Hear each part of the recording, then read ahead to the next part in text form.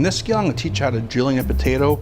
If you're doing julienne batonette, or if you do small dice, large dice, medium dice, it's all pretty much the same process at the beginning. So let's get started. The first thing I want to do is I want to take a little slice out of the potato so I can have a flat edge to work with. So push that off to the side.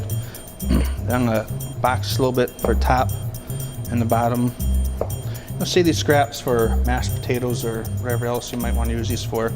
So I'm not going to box all the way around. I see people try to make this into one whole square, and what happens if you take that off, you end up with a really small part of potato. And let's just do it like this a little bit. So the first thing I want to do is I'm going to make my initial slice, and now I'm going to start planking. Now planks are either 1/8 inch, 1/4 inch, 1/2 inch, or 3/4 inch, depending how you want to end up with it. If it's going to be 1/8 of an inch, it's going to be julienne, 1/4 inch, batonette, and so forth and so on. So now planking this is a little bit tricky. What you need to do, you can have your hand sitting here, put the knife right up against your hands, and what I want to do is look right down over the blade, and I want to mark it, and I want to slice it down. Make sure you cut straight down. I see a lot of people, they'll cut down and it'll be at an angle, so you won't have that nice straight edge. So I'll do a couple more here for you. Again, what you want to do is mark this and just slice it down. Mark it and slice it down.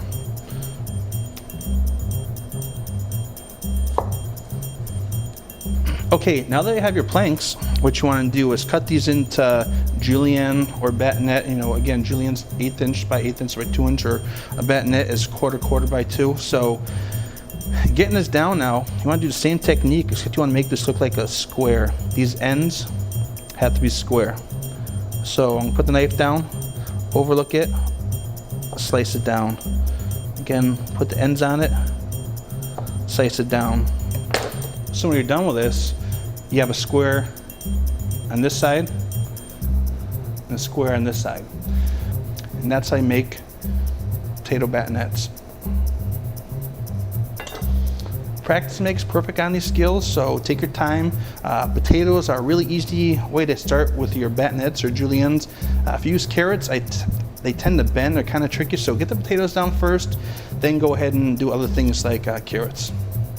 Working with garlic is pretty easy. When you get the hole closed, what you want to do is put your palm in it like this and just push down a little bit, and that kind of cracks the whole thing up.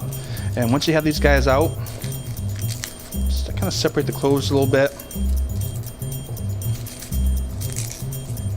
So now there's a couple applications once you have this size. You might want to slice the garlic, you might want to chop the garlic, you might want to mince the garlic. Each time you do the garlic a little bit different, it's going to have a little different taste to it. And if you want to roast the garlic, that's a totally different taste. But I'm going to show you some quick techniques how to work with this garlic. Now the next thing you want to do is you want to get the skin off this guy. So you can put your knife on top here, give it a little crack, and this will help you take the skin off. Very easy. Don't smash it down so hard where the whole thing breaks apart. Now if your application is going to be, say, kind of like a fine dice, this is the way you want to do it. Very similar to the onion. Put your fingers on top of here.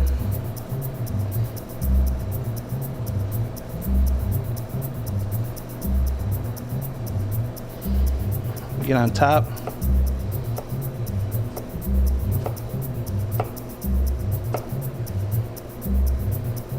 And just start slicing these down.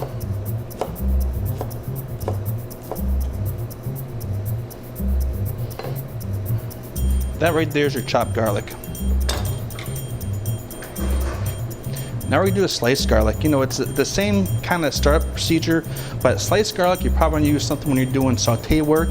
The small chopped garlic is great, but if you're trying to do saute work, I find that they tend to burn really quickly, so I tend to slice it. Okay, so I'm going to peel this garlic a little bit different this time because I don't want to smash it up. So I'm just going to go ahead and take it on the root end here, and I'm going to just start peeling the skin off. That tends to work really well. Sometimes in this garlic, you'll see a little green piece in the middle. That's the germ. Some people remove that, some people don't remove that. A lot of people tend to think that, oh, that's going to be bitter. In actuality, it's really sweet because the plant's beginning to grow again, so there's a lot of sugar in there.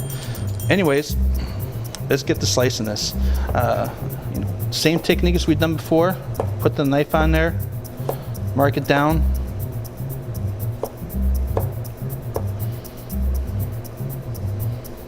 This is the root end you want to kind of get rid of, but all that's good to use.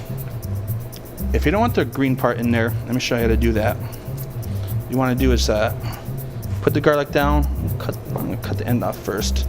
And what you want to do is slice this in half. And there's a green part right there. So what you want to do is take your paring knife and you want to V this, and you want to pull that guy out. So now that's all out, you can go ahead and slice it like normal. If you want to make garlic paste out of the chopped garlic, all you want to do is keep chopping this up.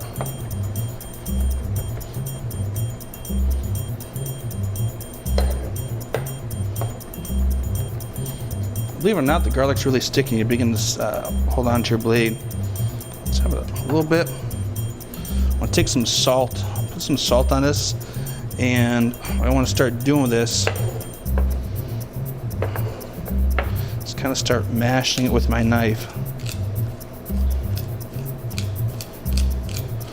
And what the salt does, the salt kind of helps hold in place, so when I go to mash it, it stays right there.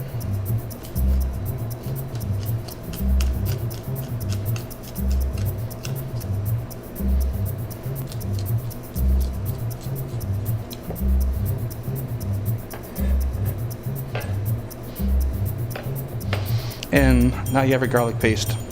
This would be good for finishing some tomato sauces or any place you want a nice raw garlic flavor in it.